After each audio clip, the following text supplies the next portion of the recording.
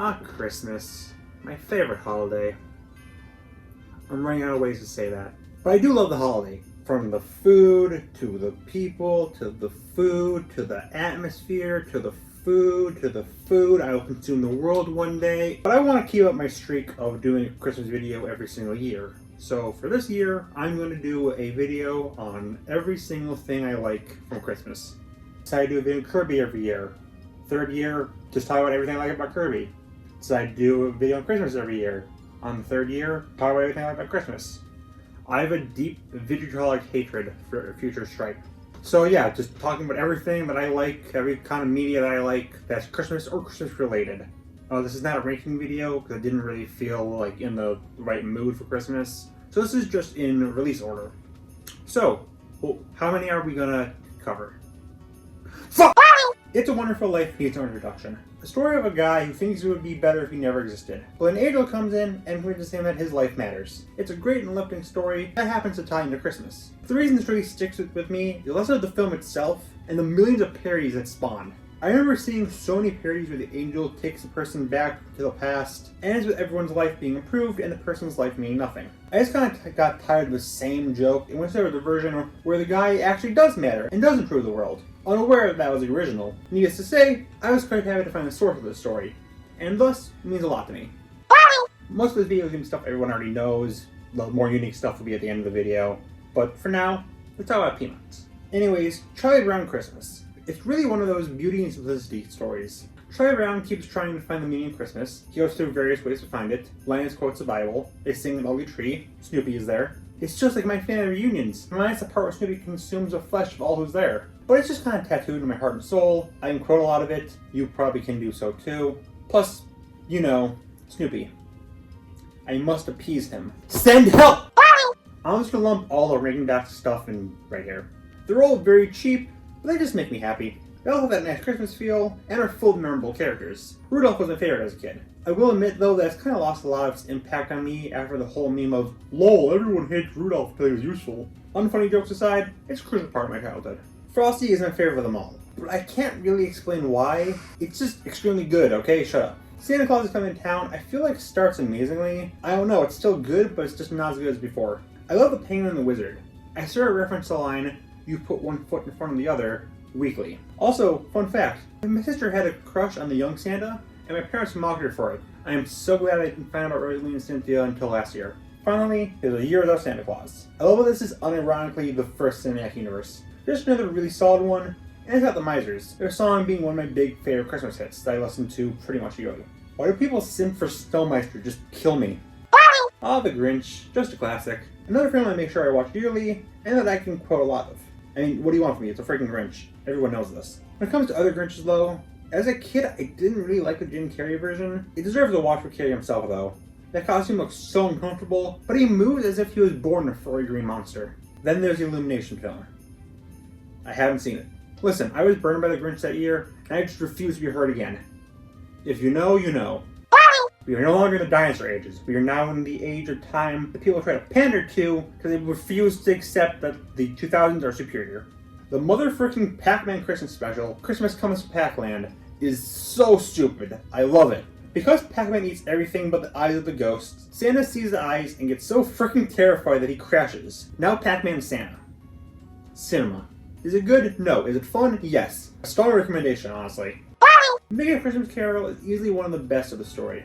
It wasn't the first version I've seen, that's later, but surprisingly a very accurate one. Should have been dubbed Ebenezer. I guarantee that's the whole reason they made this. And yeah, it's basically a normal story, just for all Disney characters. I love there's a canned short that says Goofy is a greedy, self-indulgent, child-hating, and dead. Also, my boy Pete is here. He's the sole reason I'm going to pick Ghost of Christmas Past for the inevitable Ghost of Christmas Spatfest. Classic story with a great new twist that never overpowers the message. It's still perfect. Gotta be honest, I was never as into Christmas Story as everyone else. I mean, I like it. It's iconic for a reason. But maybe it's type fatigue. Maybe I just prefer happier stuff from Christmas. Most likely because I didn't grow up with it. But it's just not my big Christmas special. Still, I'll watch it when it's on. I can quote it. I get why people like it. It's just not my big love. I am literally named after Gremlins. I have to talk about it.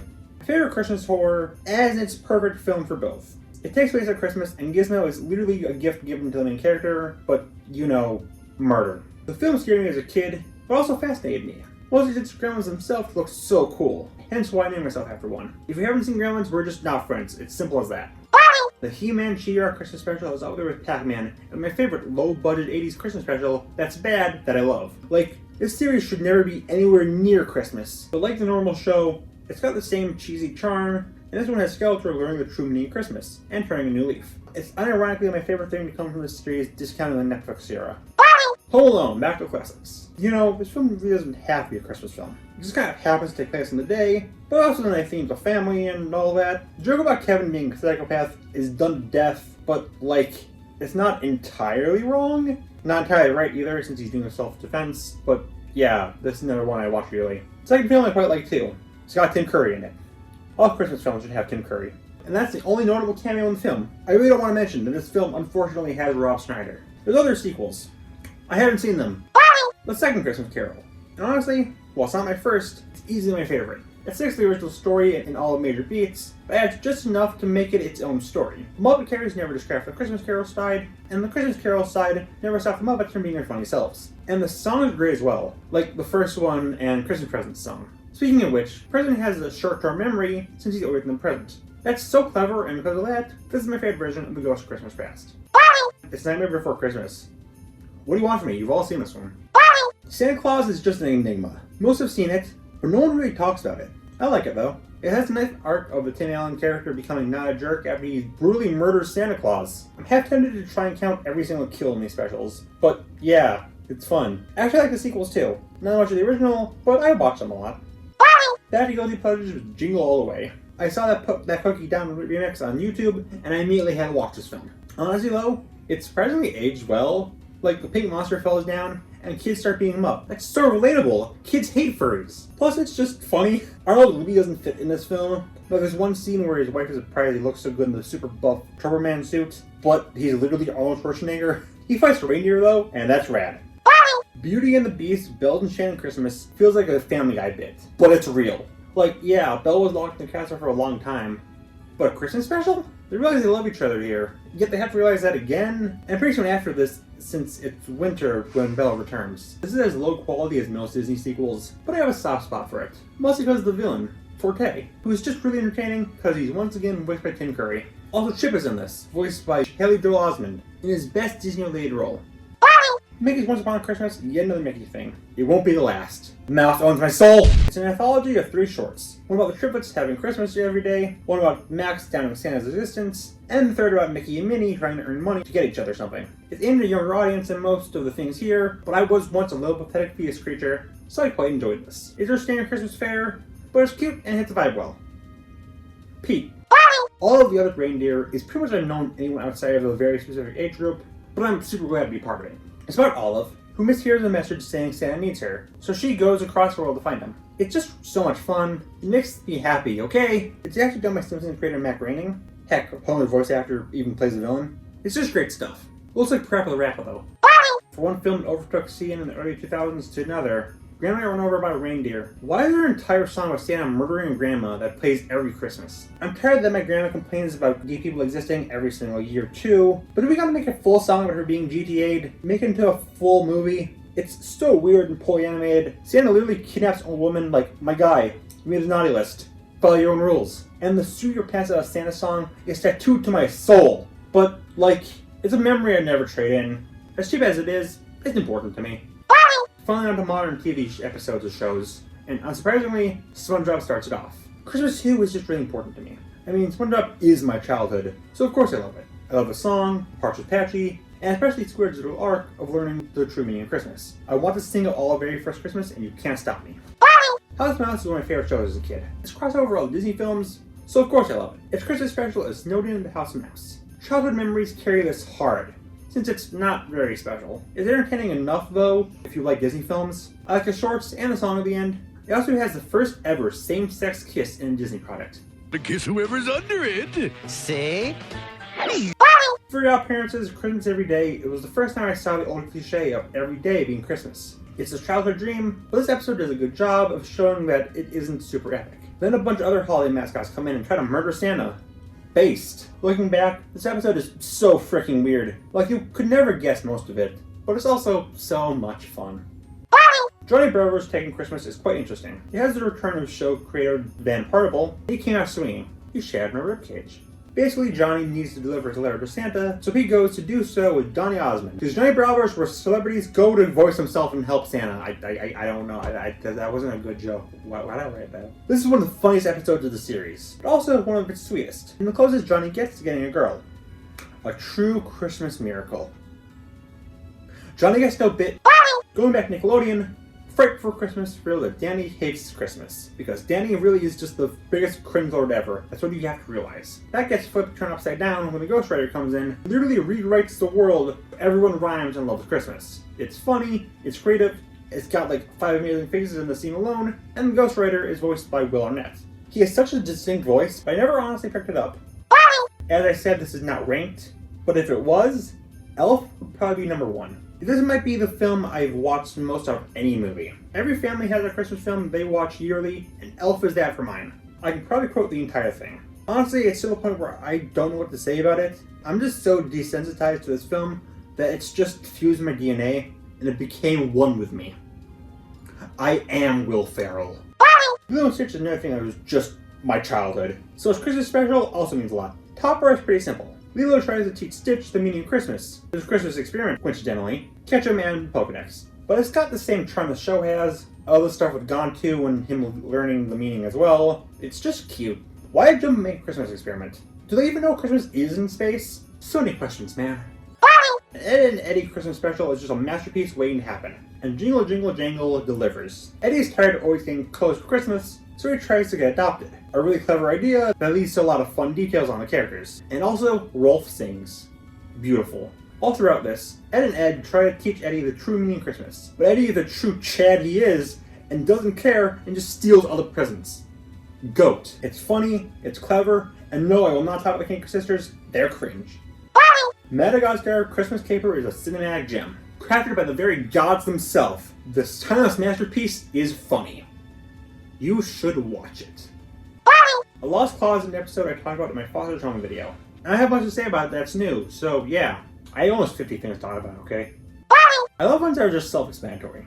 Billy and Mandy Save Christmas, for example. It's just a normal episode about Billy and Mandy going to the North Pole, where they found out Santa Claus is a vampire, and have to fight the head of the vampire to save him. But in reality, the real head vampire is Mrs. Claus. Also, Santa is voiced by Gilbert Gottfried, and Spurry brutally murdered.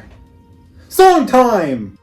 The Wait is Over. Bah Humduck was my first Christmas carol, from what I remember. That's the only reason it's here. Since it's not super notable besides that. It's mostly just a basic story, and it's lacking the slapstick that you connect to Looney Tunes. But it's got a personal attachment to me, so I'll always cherish it a bit. Objectively, Trek the Halls isn't very good. Something I remember bothering my parents a lot to watch with me, specifically when it first aired. Trek hates Christmas, everyone else loves it. Trek goes too far. He learns the true meaning of it in the end. Gingy reveals his girlfriend got bored by Santa. Nothing special, but again, it means a lot to me. I talked about Shredder's Hey Hey It's Christmas in another video, my top 30 CN episodes. I'm super proud of that video, and I don't have much to add to it, so watch that instead. Consider it your gift to me, since you frickers got me nothing for the 3rd year in a row. Brawl in the Family is a Nintendo Rob comic that I've talked about several times before. It's very fun. One of the most fun parts is that every Christmas, they do some sort of special. So for some, there's a song, parodying old Christmas songs. Westworld 1 is probably my favorite. It's just really clever. The normal comics are instead multi-part parodies of classic Christmas stories, some of which I already talked about. My favorite is definitely the Christmas Carol one, because I'll never escape this godforsaken story. But this is funny, and yet really heartwarming. Also, since I said my favorite ghost of present and future, this has my favorite ghost of Christmas past. You have 3 guesses at who it is. Actually, now that I think about it, it has my favorite ghost of Christmas present too. I'm glad that he doesn't suddenly melt and turn into a skeleton. Speaking of which, I'm not sure why Jim Carrey Christmas Carol is here. Why is Jim Carrey so obsessed with Christmas? We can only have one Carrey taking over the holiday. It's definitely the most normal version of the story here, and thankfully the last. But also, I'm not super into it despite watching it a lot. There's some great things, like having Jim play both Scrooge and all ghosts, and with the scene where Bob Cratchit unintentionally says what he truly feels about Scrooge to him, but it's rotoscoped, which will always look weird. And more notably, it's way too obsessed with being dark. Like, again, Ghost of Christmas Present is ready to depart. He's the nicest of the ghosts. Let's have him dissolve into a skeleton while laughing like a maniac. That definitely won't traumatize every child in its 5-mile radius. It's not the best version of the story. But for some reason, I still like it. Phineas and Ferb is another one of those literally my childhood things. So of course I love his Christmas special. Doof's new Nader destroys Christmas and makes everyone naughty, and the boys have to save the holiday. It's got everything you expect from Phineas and Ferb. It's really funny, sweet, and the songs are great. Special notes to Doof's song, I Really Don't Hate Christmas, which is at least top 10 Phineas and Ferb songs for me. I also love seeing Frosty get plowed. I'm gonna stretch a bit because frick you. So Porky Park Wii is a game I heavily connect to Christmas. Probably because I got it for Christmas once, but also, I don't know, the winter level really also stuck out to me. So the music, the progression of the level, and it also helps that two of my favorite Pokemon, Sfeel and Sneasel, appear in this level. Also, you have to bring presents to a tree for who's basically Bird Santa, so like, yeah, Christmas. The rest of the game clearly isn't Christmas related, but I connected to it enough to qualify. I'm stretching again, but I have to talk about Kirby or else I will explode. Kirby's Epic Yarn just really fits the cozy Christmas vibe quite well. And to focus on Christmas theme, the snow world is my favorite in all of gaming. From the place where all the snowballs to the extremely cozy cabin level, to the one where they put the star on the tree, to the 2 vehicle levels, it's just really cute, okay? Also, the song, the one that I never really played at least once in this video. It's just my favorite Christmas related song ever, genuinely. Also, Dee Dee gets possessed in this level since this is, despite popular belief, a Kirby game. I wish I could talk more about Community. Yeah, that's right, I have watched a non-animated show that is surprisingly legal. My favorite episode is probably Abed's Uncontrollable Christmas. This episode is not in live action, god dang it! This episode has Abed pull a YouTuber and hide away in his old childhood memories. It's actually one of the more emotional episodes of the series, but it is of course still really funny. I mean, John Oliver dies, how could you not love it? Arthur Christmas is a film I've seen getting more attention recently, which is great since it's quite good. I like it. Watch this film. It is good. I'm never getting this video out in time. You normally wouldn't expect a Christmas episode to be a major turning point in a series, but Holly Jolly's Secret very much is. At first, the episode seems pretty standard. Finn and Jake find a box of VHS tapes. Ike notices this, tries to follow them and join them, but Finn and Jake are really awful people I've noticed, and refuse to let him join. It's a good thing he's an insane murderous villain, and it's not a tragic man who got his mind warped by a crown. So here's a funny. Yeah, so this is when Ice King's backstory finally gets revealed. It's notable pretty much every other appearance of him after this, they treat him far nicer. The old man deserves a break, my guy, and this episode finally gives him one, while being quite entertaining as well. The regular show's creatively named Christmas special is really fun. Santa is nearly assassinated by a rogue elf, where he expects Thomas to go to church, and the gang needs to stop him before he destroys Christmas by planting bombs everything Christmas related, including snow. The regular show will occasionally get darker than normal, and this is one of the best examples. As they keep the trademark humor and escalation, but genuinely make Quaglin, I think that's how you pronounce his name, a quite threatening villain. Quite epic. Santa in this is voiced by Ed Asner, played him an elf, so I'm very certain they're connected. When it comes to the show I physically cannot shut up about, it's got 2 specials. The first one is the little guy, about the most overlooked member of Hader's army, Wesley, finally being able to capture Wander. But because Wander is legit a galaxy-brain genius, Wander teaches him how to be respected and also friendship. And suddenly it's snowing and it's giving people gifts, so yeah, Christmas. For the second one, there's the gift to the gifting and the gift.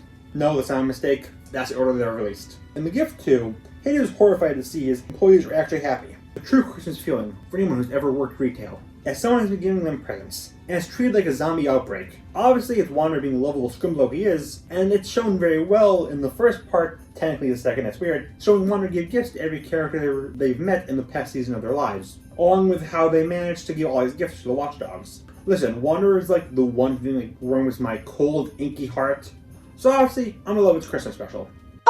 Okay, this is the most out there thing here, but I really want to talk about it. During the peak of YouTube poops, the channel Mobro Studios dropped Skeleton's Revenge. The first half is their normal yet still really edited and funny YouTube poop, partly on Night Before Christmas and partly on Christmas Who, but then suddenly, a demon comes in and it becomes an intense action horror story. Yet the great editing and humor still remain, but with the story suddenly, and it's amazing. There's even a nice little arc for Jack. Genuinely the peak of the internet. I'm sorry. I really am. But there is one more Christmas Carol. I can do better and I will be better. Last Christmas from DuckTales is really clever. It's a slight retelling of Mickey's Christmas Carol, but slowly it's revealed that Scrooge isn't the one getting the message. Ghost Christmas Past is. It's one of the most unique twists I've seen for the story. Along with just a bunch of other fun twists and the high quality writing and animation you expect from DuckTales, it's a true Christmas classic. I need to talk to anime watching this video, because all my friends are degenerates who refuse to watch my videos unless to talk about anime. Wrestle Does Not Dream of Dreaming Girl is a film of the anime Wrestle Dreams of Bunny Girl Senpai, and it's quite fun. I cried like twice. With that said, I can't really say anything about spoiling it. Plus, you also can just watch the show. It's good, so frick you. Top 35 anime in like 2 months. Oz is another film I've seen a lot of people say is a modern classic. While the story does hit a lot of stereotypical beats, the characters are also great, and animation is potentially up there as my favorite actual animation in any animated film. I feel like I could be those fish. Big City Greens' Christmas special is a musical, which is surprisingly rare. Because Cricket has 27 counts of manslaughter, no one watches this show, so none of you frickers know if that's a joke or not. He's on the naughty list, so he decides to make everything awful for everyone. However, he goes too far and needs to fix it. It's just a really solid special, it's funny, all the songs are bangers, all the characters get a spotlight. Yeah, it's pretty great. How is this Disney's biggest show currently and no one ever talks about it? Hey, speaking of Disney shows, to finish this all off, Amphibia's Froggy Little Christmas. With how this show was, it's nice to see a nice, happy episode for once. Then it becomes plot relevant when Big Salamander Daddy comes in and becomes a gamer and launches an attack across dimensions. Amphibia has a bit of a tonal problem at points, but I feel like this is one of the best episodes of balancing a story with the fact that this is a show about frog people. Again, like the Adventure Time one, it's weird to see a plot relevant Christmas episode, but this one is, on top of being one of the funniest episodes of the show. I can't think of anything better to end this video off on than Andrea slamming a can of Monster Energy. Okay, so that was really long, and I need to get this video out in time, so I'm just gonna make this one quick. Thank you for watching, hope you have a good day no matter what you celebrate, and peace.